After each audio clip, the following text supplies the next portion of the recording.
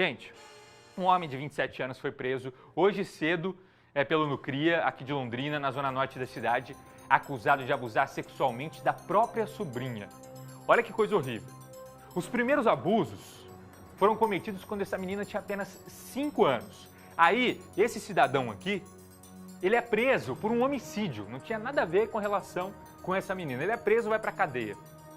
Depois disso, ele sai da cadeia depois de pagar essa pena pelo homicídio e volta a abusar dessa menina já adolescente. Pensa o trauma que vive essa menina. Eu vou conversar com a Ana Contato, que está aqui comigo, para falar mais detalhes sobre esse caso, porque, Ana, foi a própria menina que, cansada de sofrer os abusos, fez a denúncia para a polícia. Conta pra gente. Boa noite.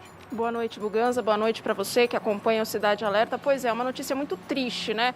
Uma daquelas notícias que a gente detesta ter que falar e detesta ter que admitir que um próprio familiar acaba cometendo um crime brutal desses e que normalmente os abusadores são normalmente as pessoas que estão mais próximas, né? Nesse caso, o tio da menina, que, como você mesmo falou, começou a abusar dela quando ela tinha apenas 5 anos, foi preso durante 7 anos, saiu e voltou a abusar da garota quando ela tinha 12 anos. Ela não aguentou mais e ela mesma procurou a polícia, fez a denúncia e o Núcleo de Proteção à Criança e ao Adolescente, o Nucria, prendeu esse homem mais uma vez, agora pelo crime de estupro de vulnerável.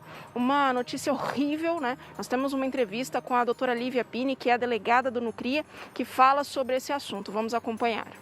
Conforme levantado, essa garota teria sido vítima ainda bastante nova, com cerca de 5 anos de idade, a prática de múltiplos atos de natureza sexual. E então esse indivíduo veio a ser preso por um outro motivo. Ele foi condenado a uma pena de 30 anos de prisão por homicídio qualificado. E após ele sair da prisão, ele novamente voltou a praticar esses atos de natureza sexual, quando então essa garota teve coragem de fazer a denúncia do seu tio para sua família e a partir daí foram iniciadas as investigações. Duas coisas. Primeiro, né, por que a gente está borrando o rosto desse cidadão? Né, seria muito mais fácil mostrar o rosto dele aqui, mas por quê?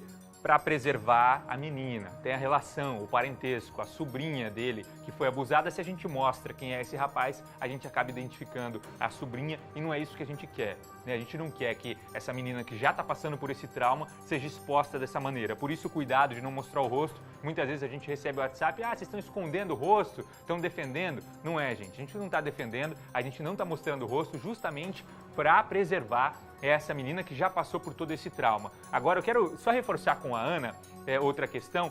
Ana, você que está sempre cobrindo esses casos, o que a gente precisa reforçar para quem está em casa acompanhando o Cidade Alerta é tomar sempre cuidado, porque a maioria desses casos acontecem quando existe um vínculo familiar.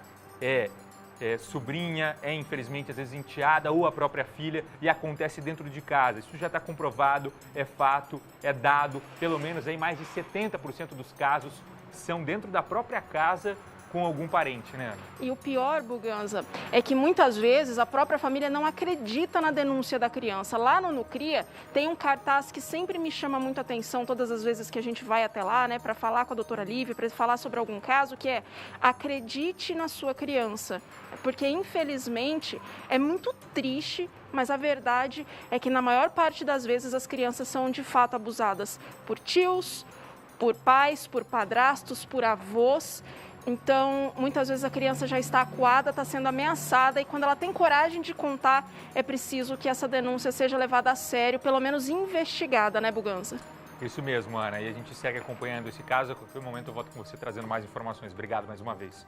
E, gente, vamos tomar cuidado, principalmente em período de pandemia. A gente sabe que muitas famílias, né, estão com as crianças em casa por conta da aula estar suspensa. E aí que, infelizmente, a criança fica mais vulnerável, de repente, de ficar na casa de um vizinho que você confia, mas que muitas vezes não é confiável. De deixar com alguém que você acha que não vai cometer um crime como esse, mas que muitas vezes vai cometer. Então, tem que sempre redobrar o cuidado, conversar com a criança, orientar a criança a nunca deixar a tocar no corpo dela, conversar com seu filho, saber o que está acontecendo, saber do dia a dia, acompanhar de perto a vida dessa criança para não acontecer como essa sobrinha, para evitar um caso como esse. Graças a Deus, esse cidadão foi preso, foi tirado de circulação. A gente torce para a recuperação dessa menina que, infelizmente, agora vai ter um trauma gigante para a vida, isso não vai passar, mas que teve a coragem de denunciar, a família teve coragem de ouviu com cuidado essa menina, né, não deixou passar e agora, mais uma vez, foi feita a justiça, ele foi colocado na prisão. E tem que ficar, porque cometeu o crime uma vez, saiu, foi para a cadeia, cometeu de novo o crime agora, não é possível que ele vai ser liberado. Tem que ficar anos e anos de pagar por tudo que ele fez. 18h45,